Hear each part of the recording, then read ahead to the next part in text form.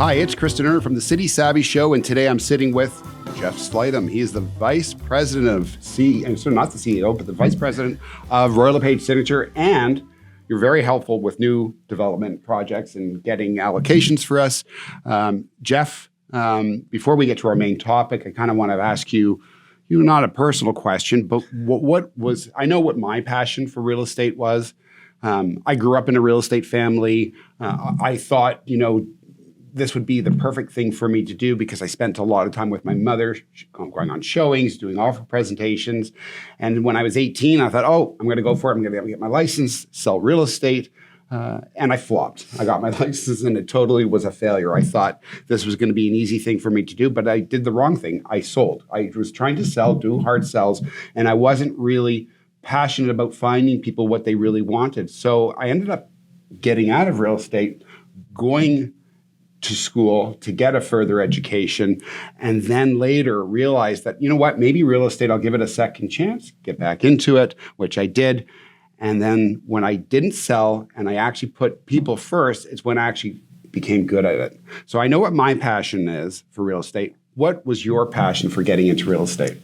That's a great question, Kristan, and thank you for having me on today. This is fabulous. It's great to be here. Awesome to have you. So great question. I think when I first got into the whole real estate realm, I started with a commercial appraisal business, and you're sitting behind a desk all day, and I really didn't enjoy that. And so what I found was I loved hanging out with people, hanging out with my friends. So what got me interested and got me passionate about it, especially once I got licensed and got into educating and the buying and selling of real estate, well, the natural course of business is to work with your friends and family. And right off the hop, I got, lucky, I guess, and got some clients from working with friends. I'm like, wait a minute, I get to work with my friends all the time? Like, this is amazing. And as the business grew and as I transitioned into a more management role at the family business, you're working with, I continue to work with friends. I think I consider everyone I work with a good friend and a colleague, and coming to work every day, it's just exciting to help people grow their business, whether it's buying and selling of real estate. But again, to see people you enjoy working with every day, there's nothing better than that. Was there, with the transition from salesperson to management, was there a hard phase? Was that easy to transition into? Great question. It was interesting because I really wasn't sure what I would be doing. Right. So you just. The idea was, I came in, I sat in, I watched my older brother, how he operated. I watched my father, how he operated. And you become a bit of a gopher, and you go here and go there doing different jobs. And you just learn how to communicate. It is a different form of communication, right? When you're talking to clients versus talking to fellow colleagues in the business.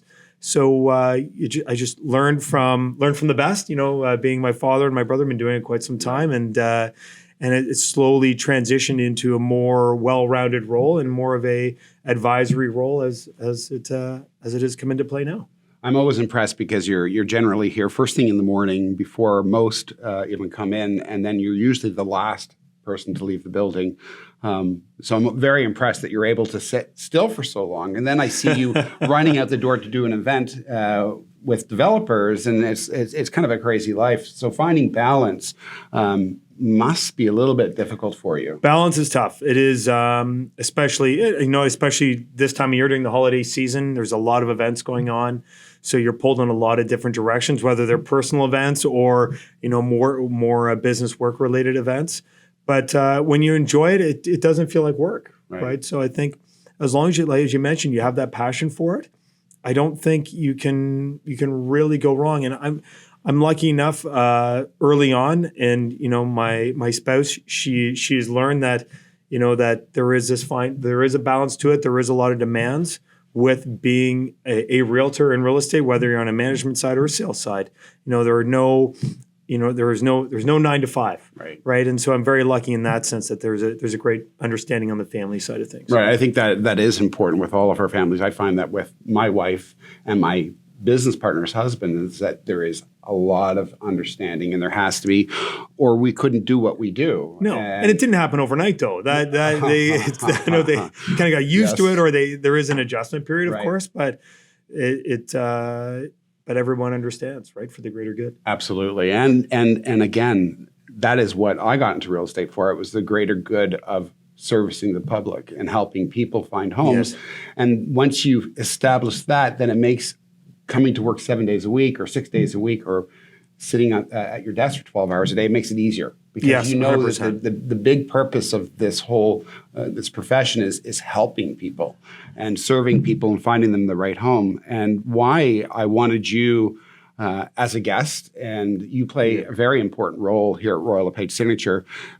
Jeff helps out with new home development, more specifically pre-construction for condominiums, and he establishes the link between the seller or the client, which is us, the realtor, our clients, and the developer. And he makes relationships with the developer, so therefore he's out doing events all the time, constantly out every single night almost, it seems.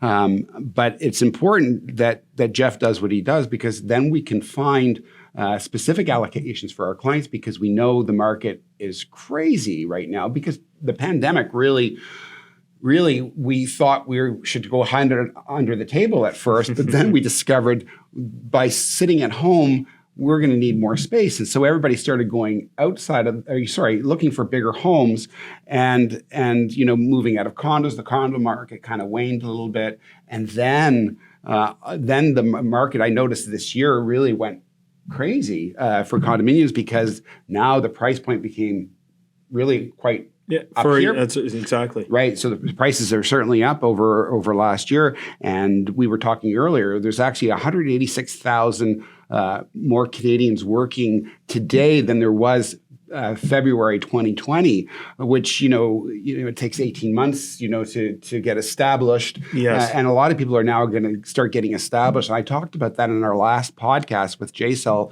with newcomers coming to Canada, that the process of getting a home usually takes about 18 months. That's to right. 2 years. From when you're employed until Right. that you're thinking, now I can afford a home. Right. It's about an 18-month period. Right. So we feel the change and the heat of the market with the 186,000 new hires. Right. Those people will look to make a transition into a home, whether it's detached, condo, whatever it may be, in about 18 months' time. Right.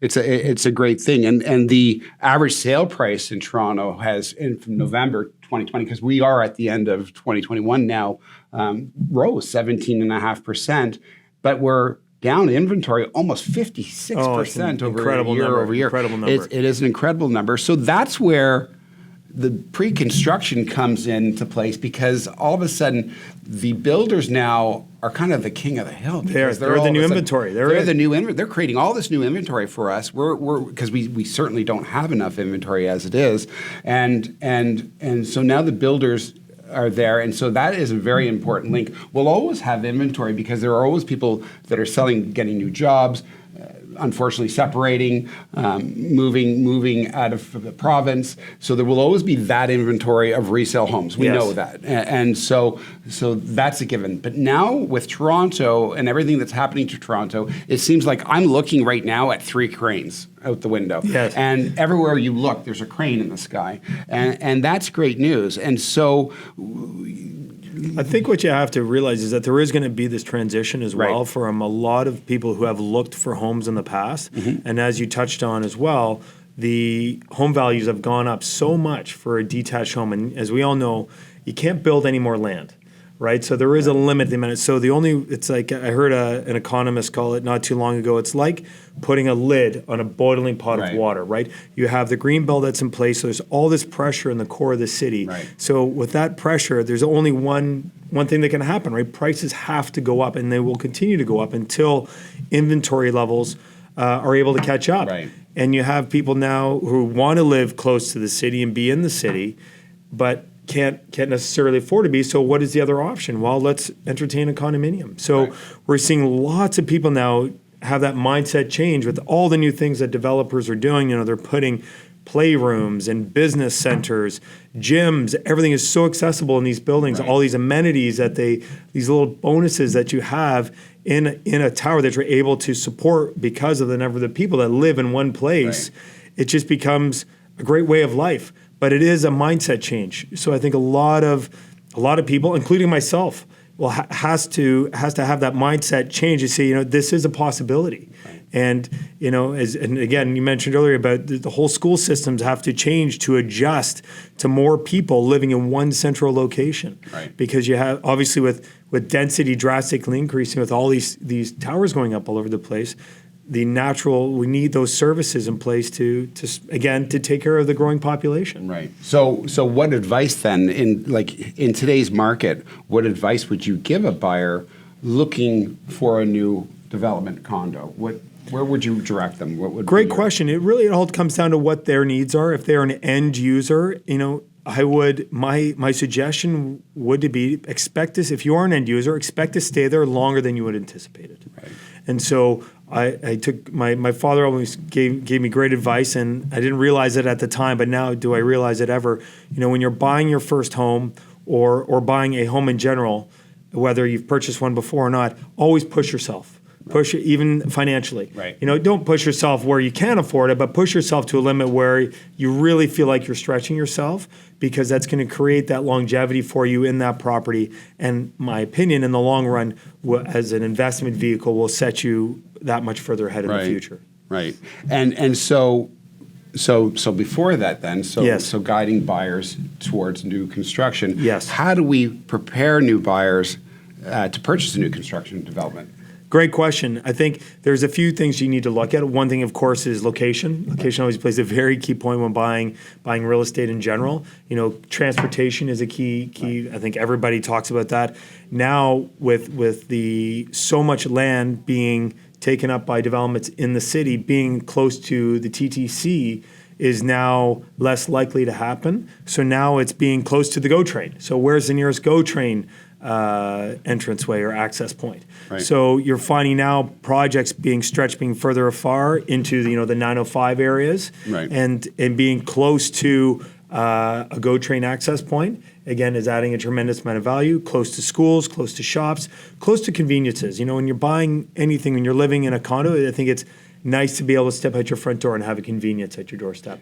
Now, that's not always the case, as we know, as vacant land tends to have a lot of, not have those conveniences, but have that ability to envision that they will be there if you build it. Eventually. If you build it, they will come. Right. So Absolutely. those efficiencies will arrive one day. Right. So when buying a condominium, what is the right incentives?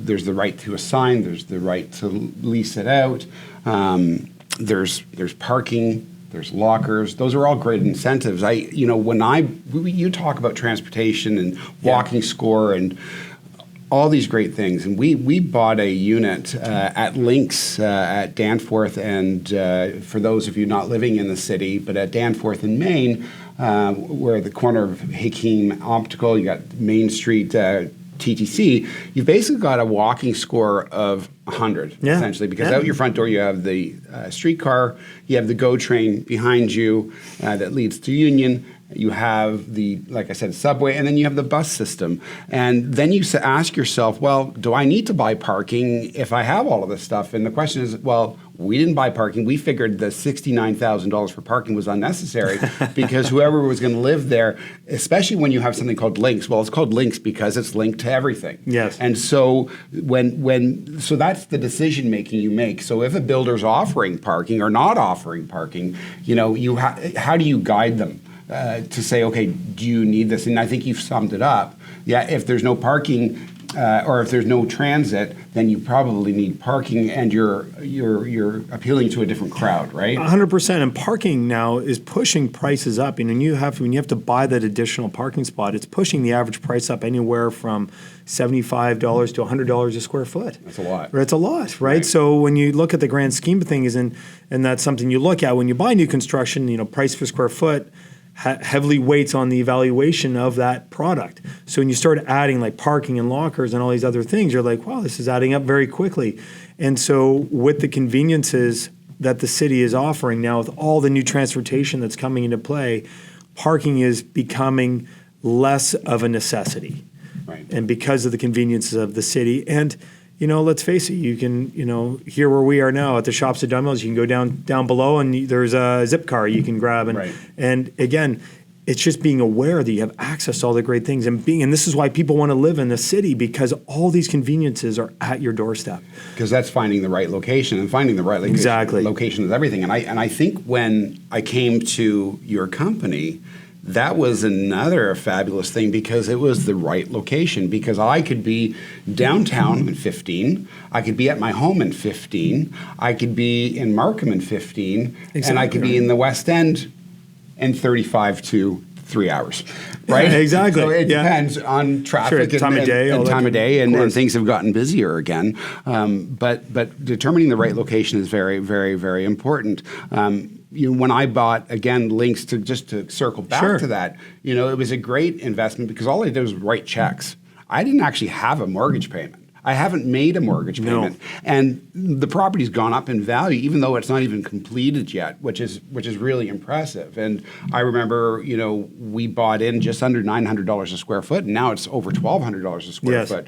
And so, to me, to write checks, for $100,000, I think it was maybe $106,000. If I look over at Jennifer, do you remember the number? You don't remember the number, but it was, but it wasn't a big number. But what was really good was that I wrote the checks. I'm not making mortgage payments, and by the time it's ready, there's going to be somebody to rent that unit. And so my next question is, what do you think is going to happen with the rental market in 2022?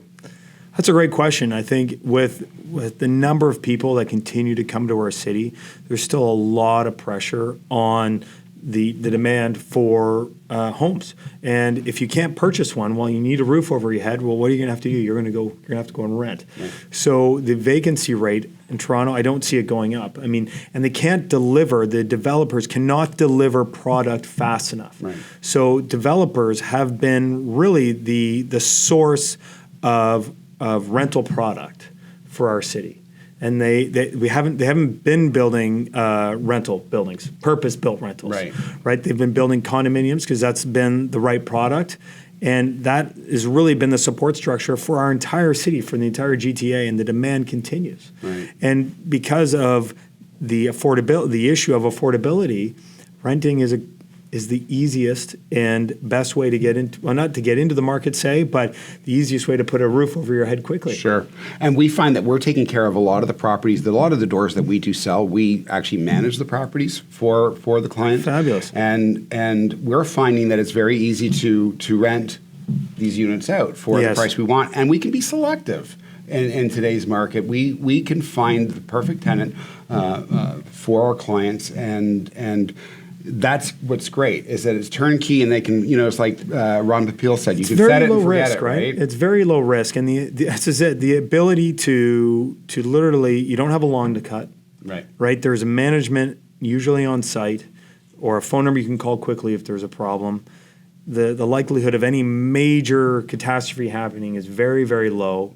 So it's a very easily managed product, and I think that's really the appeal, where instead of placing money, say, into a stock, where I feel, in the stock market, you almost have to feel you got to listen to the news every day and to try to time it, where real estate is a very passive investment. And as you said, you're just writing checks. Absolutely. And you're like, not that this is when you're writing checks, you're not paying bills here, you're investing in yourself, in your future, right? And I think this is where investing and buying real estate in general, and although it's a lot of people don't find very sexy, really, because it is a slow and very passive way to generate your net worth and growth. But as long as you have that long-term vision and the mindset isn't to sell it when it's finished, you're going to be that much further ahead. We had approached somebody else about buying a property. We were going to partner up with them, and they said, okay, what is it going to be worth in 3 years when we sell it? And I said, well, we can't partner up with you because that's not our vision. Our vision is long-term, and to think, this is what we want. We want long-term commitment, and it's not a big commitment because it's going up in value. And like you said, with all the green space around us, you can't build land, which is true. You have the lake to the south. You have the Rouge Valley National Urban Forest to the east, Oak Ridges Moraine to the north, and the escarpment to the west. So you're going up. It's going up. It's Exactly. fabulous. And so let's talk about the steps. So we know that, okay, so we have payments of 5% usually. Usually Yes. on signing, let's walk through The buying process. the buying process. Sure, okay? no First, problem. we get you an allocation. Okay. Now, I will say allocations lately, they are becoming harder and harder to come by. Absolutely. Right, and we talk about allocations. What is an allocation? Allocation is when you're lucky enough. Now, because of the relationships, we do tend, I will say it's a bit of luck, but we have such strong relationships with a lot of these developers. So when a product does come to market, the demand right now is so strong that you're finding that there are thousands of applicants Right. for a few hundred units. Right. So it's multiple offers for a product that is not even built yet. And that's where your importance comes in because, well, you're important for many reasons. Oh, but, thank you. But other than, but for allocations, I mean, you were able to get us allocations for clients that wanted something in a very specific building, and you delivered it. And it's because you give up your personal time to build these relationships with these developers that you get the allocations, and you're actually able to fill all of those or fill them. That's Some important. of them, it is, and that's For the the most hardest part. right? For the most part, it's tough, right? Because a lot of clients want, and I again want the smallest, most affordable unit in the building. So the best thing I can suggest is, in terms of increasing your chances of an allocation, is to buy the largest unit you can afford in any project that you're looking at. Which brings me to something else that I wanted to hit on last, but I wanted to talk about inclusionary zoning. Yes. You and I had talked about that, but I was driving by, I think it was Kennedy Commons, South, so Village Green area. They're building a new Yes. condominium there. And on the boarding around the condo, there was a TDSB sign that said, you may not have a spot, future residents. Unreal. By the way, you might not have a spot in the school in the local area, so you may have to be bused to a different location. And so that is something that you have to think of as an end user or even as an investor buying a two-bedroom, is that more than likely you're buying a two-bedroom because you will either have children, right, or you're going to have children. Sure. And so you're going to have to make sure that you have a space in that school board because you do not want your child going too far away. And so that's also a very important thing. It is. Right? It's interesting now when you're thinking of buying an investment to take all these little things now into consideration. And one of them now, especially as you mentioned, if there's not going to be enough space in the local schools, and as I've suggested at the beginning of our conversation, all these great things now that they're putting into condominiums to make it more livable for families, all of a sudden you have to consider, well, wait a minute. Right. Is there going to be enough space for my child when I want to send them to school? So it's interesting how our world around us is changing, but these are the city and the province are going to have to figure this out. Right, and so when getting back to inclusionary zoning, Yes. so I went off on a tangent, which I often do, and you know that out there. So now the Ontario government, I was reading yesterday, they've appointed 9 members to address housing affordability. Yes. Which they want to apply to developers. How do you think how is that going to work? First of all, Great we question. have, let's say our condos are $700,000 to buy a condo. Yes. How does it work? Great question. So inclusionary zoning is where the city initially are mandating there has to be some form of low-income housing in newly approved developments. So a certain percentage of the building will have to be the low-income housing, where depending on where the project is located, the closer you are located to public transit, the greater percentage of low-income housing that you'll have to have in your project. And what that percentage is I'm not too sure if it could be anywhere from 10 to 15%, depending on where your project is located. And so the developers are looking at, well, how can we afford to do this? Well, what will end up inevitably happening is they're going to have to pass a lot of these costs on to the purchasers who can afford to purchase at market value in those projects. So you are going to see prices, surprise, surprise, go up.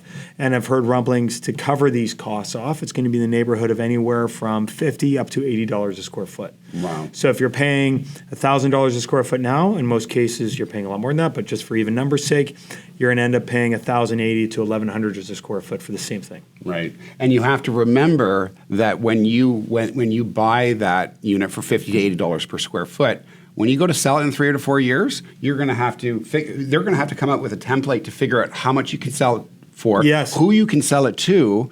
This is very complex. Oh, 100%. If you're one of the lucky ones, you're in a low income housing for a reason, right? Right. And so and good for them to have a great property in a great centralized location. Right. But how the sale and buying and management of this is, again, I'm not. We haven't got there yet. It's going to be complicated, I think. So let's so back to now the process. The process. So now you put your $5,000 down. You usually do on signing. It's changing slowly now. So on signing now, explain that, it's either now I'm seeing it's drifting slowly towards now $10,000 on signing.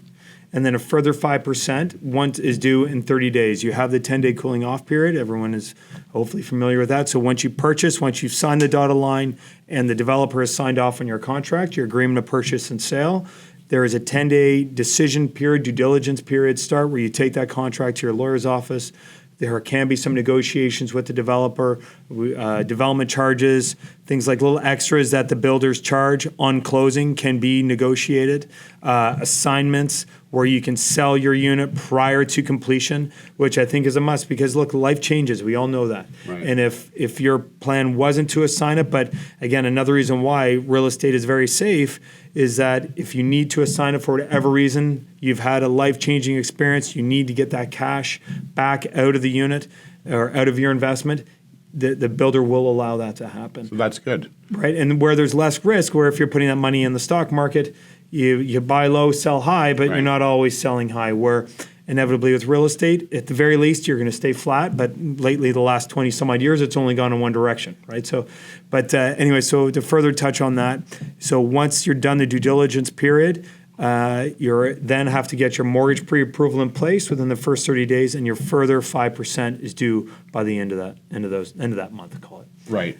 And then in terms of development charges, Yes. What is the importance of the cap? Great question. So a lot of cases now, one of the promotions developers do, because a lot of investors now are familiar with these development charges, where the city charges the developer for certain school levies, hydro levies, all these little extras that the municipality has to input to support that structure, right? It needs power, it needs gas, it needs water. A lot of those charges get passed on to the developer, which then pass it on to the purchaser. Sure. And a lot of those costs, everyone says, well, why am I paying for it? A lot of those costs are shared between the developer and the purchasers. Right. So what the developers will do is that they'll cap the charges. So on closing, you're not going to have to pay more than X. Exactly, no surprises. But it's always important to thoroughly read the contract, because municipalities and governments are always increasing costs. Right. And a lot of times, again, they try to pass those increases. If the project isn't finished yet, they'll pass those increases again on to the developer. So you want to make sure when you're reading your contract that there is a hard, true cap in those contracts. Absolutely. And so there's also now the HST on the condo. Yes. How do you get that back? Great question. So you have to either has to be your primary residence, right, or you have to have rented it out for a minimum of 1 year. Right. So you have to be able to provide a 1-year lease contract. And even if you are able to rent your unit during the occupancy period, you cannot apply to claim that HST back until you've actually gained a clear deed, clear title on that project, which usually is about 3 to 6 months from taking occupancy of the unit. So that's great, because we recently had rented out a unit, but somebody had put in an application to rent it for 10 months, and we're like, no. We need a year so that we can get the HST back, exactly. And that's really important. So that's correct. Now, one other thing, you cannot get all your HST back.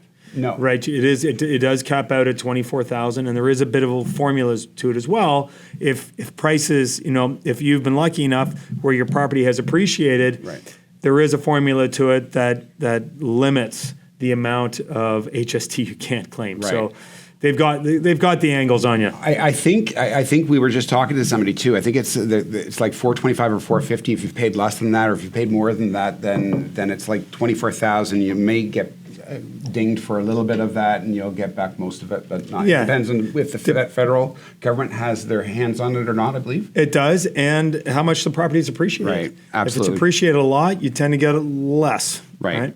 And so I think so we see that the condo market's going not on a straight line up. It's increasing. Yes. We have no more land, so it's definitely a great thing to invest in. Yes. Your advice is amazing. I think that if the important thing is to know that you need a realtor that has a relationship with a in-house development, Sure. new development guy, which is you're our go-to. Sure. And so when you're looking to buy new, you really have to come through a realtor because, like Jeff said, there's multiple people bidding on properties that are not even built. Developers now budget their marketing dollars really on realtors. Right. Like, so they really want to support the realtor community because they know realtors' clients go to their resource, right? Their real estate resource for great advice. So We're they're here to going to help come. them. Exactly. You're going to come to you and say, Kristan, should I put my money in this property, right? If they're looking to make an investment in real estate. And you'll be able to steer them to say, you know what, I'm really not a fan of this project, but let's look over here. Absolutely. And it just creates more opportunities. And I think, and there's been so much great product that's been released just this past year, and you don't want to know what's coming next year, right? It's so important to know where to go. And with Kristan, with someone like yourself, there's that you already have that trust. There's so many great clients of yours that I think they're very lucky to have you, giving them great advice and steering them in the right direction. Because when there's so much coming into the market, you don't know where to turn, which crane to go to. Absolutely, right? Yeah, because every crane is a different crane. It is. Right. So thank you so much, Jeff, for being such a wonderful and informative guest. Thank you. It's just been, to me, this has been a great episode, and I'm hoping somebody will get some great information out of this episode. For sure. We really thank you for tuning in. This is the City Savvy Show. I'm Kristan Erner with Jeff Slightham. Thank you for watching. Thanks, everybody.